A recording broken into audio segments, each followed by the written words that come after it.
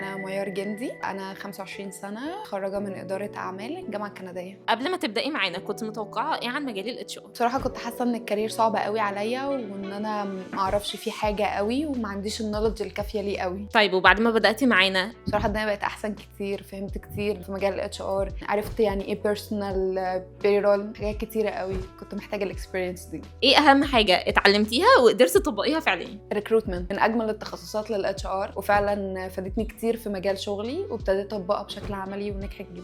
إزيك، إيه الأخبار؟ تمام الحمد لله. انا هاجر سعيد، بقالي هنا في ويل 3 شهور. كنا بناخد الدبلومه، عايزه ابدا في الاتش ار كارير واتمنى ان انا اوصل فيه لحاجه كويسه. طيب قولي لنا لو حد حابب إن هو يبدأ رحلته مع ويل تنصحيه بإيه؟ انصحه ان هو دايما يشتغل وينفذ المطلوب منه، ولو عنده اي سؤال خاص بالمجال سواء في المحتوى الخاص بالدبلومه بس او بره المجال او خاص بالمجال بشكل عام يقدر ان هو يسال فيه وهيلاقي رد. إيه أكتر حاجة استمتعتِ بيها وأنتِ بتدرسي مع ويل؟ اكتر حاجه استمتعت بيها التعامل عموما، وان احنا بنطبق على طول، وان انا بتعلم الحاجه وبنفذها على طول بشكل دايركت. إزيك، إيه الأخبار؟ تمام الحمد لله. ممكن تعرفينا بنفسك؟ انا رضوى، عندي 24 سنه، شغاله حاليا كول سنتر. احكي لنا عن لحظة حسيتي فيها إن ويل مختلفة عن أي مكان تدريب تاني. حسيت ان هي عمليه اكتر ما هي مكان بيعلم بس او بيدي المعلومه بس مش اكتر وبعدين بنمشي، لا هو بيخلينا نطبق فعلي جوه الدبلومه وبنطبق تاني بعد ما بنروح من الدبلومه او من السيشن نفسها، وبعدين بناخد الريت بتاعنا عشان نقدر نحدد احنا فعلا اتعلمنا ولا لا. طيب لو حد حابب إن هو يبدأ معانا في ويل إيه أكتر حاجة تنصحيه بيها؟